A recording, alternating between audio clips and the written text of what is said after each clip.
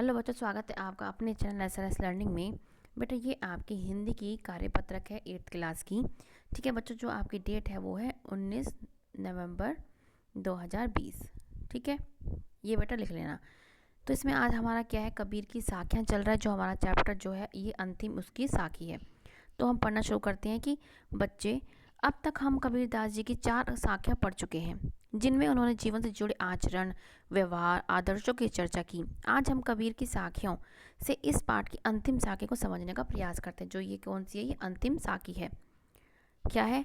जग में बैरी कोई नहीं, जो मन शीतल होए, या आपा को डार दे, दया करे सब कोई। ठीक है, तो ये क्या है, हमारी कबीरदास जी की जो अंतिम है साखी वो पढ़ते हैं। इसका भावार्थ पढ़ते हैं, मतलब इसका मीनिंग क्या है, मतलब क्या है वो समझते हैं पहले। इन पंक्तियों में कबीरदास जी कहते हैं कि जिसका मन शांत और शीतल है, उसका संसार में कोई कोई से वैरी या शत्रु नहीं होगा।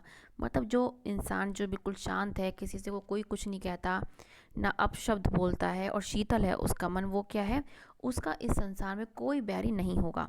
यदि मनुष्य अपने अहंकार को त्याग कर दे तो हर कोई एक दूसरे के प्रति समान रूप से दयाभाव रखेगा। और क्या है, मनुष्य में जो अहंकार भरा हुआ है वो उसको त्याग दे तो क्या है, एक दूसरे के प्रति क्या है, प्यार, दया भाव की जो भावना है वो उत्पन्न हो जाएगी। इसलिए मनुष्य को संसार में अहंकार और स्वार्थ की जगह मित्रता और दया भाव फैलाना चाहिए। ठीक है, तो ये जो हमारी ये जो साखी थी उसका जो हमने है भावार्थ पढ़ लिया। ठीक है, अब हम क्या है इसके क्वेश्चन आंसर करेंगे। ये हम एक बार और पढ़ लेते हैं। हम कितनी बार हम पढ़ चुके हैं, लेकिन हम एक बार और इसको कबीरदास जी का जो जीवनी है वो पढ़ लेते हैं कि कबीरदास का जन्म संभवतः 1455 सन 1398 में हुआ हो था।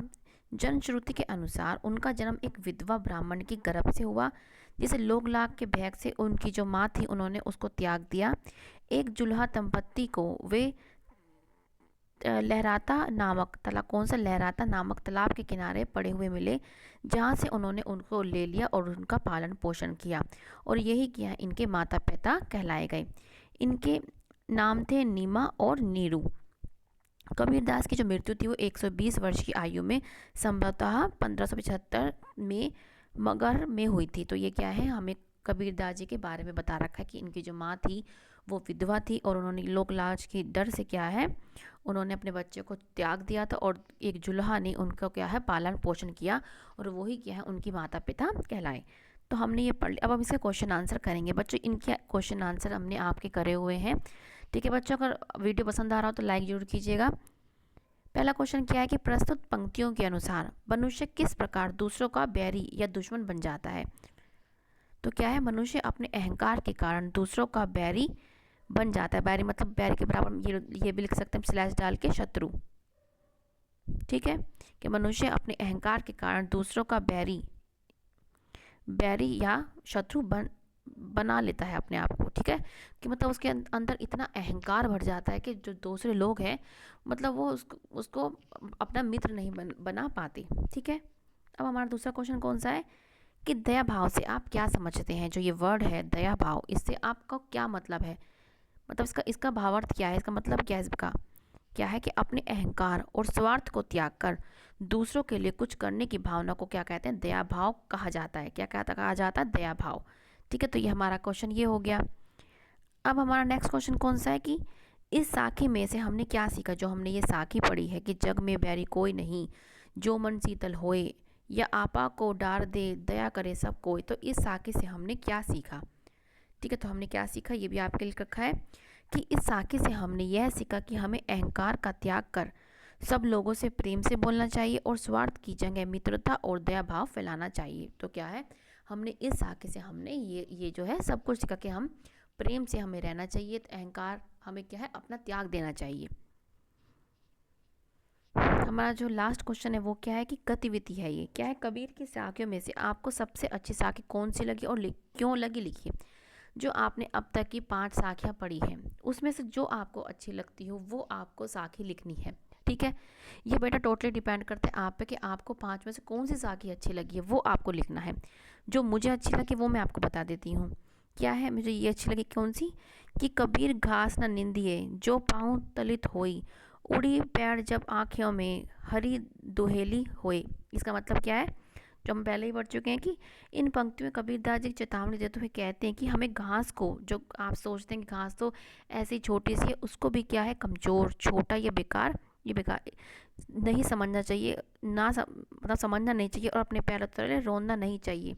उसकी निंदा या उसका अपमान नहीं करना चाहिए। क्यों? क्योंकि जब इसी घास का एक छोटा सा तिनका भी हमारी आंख में गिर जाता है तो वह हमें बहुत कष्ट पहुंचाता है। इसलिए हमें कभी किसी को छोटा या कमज़ोर समझकर उसकी निंदा अर्थात अपमान नहीं करना चाहिए। मुझे क्या है, उनकी कबीरदास के साखियों में ये सबसे अच्छा लगा है। क्यों? क्योंकि इसमें बता रखा है कि हमें किसी को छोटा या बड़ा की भावना से नहीं देखना चाहिए। ठीक है ना, कि हम ना देखें कि वो छोटा है, वो क्या काम कर रहा है, वो ये छोटा काम है, बड़ा काम है।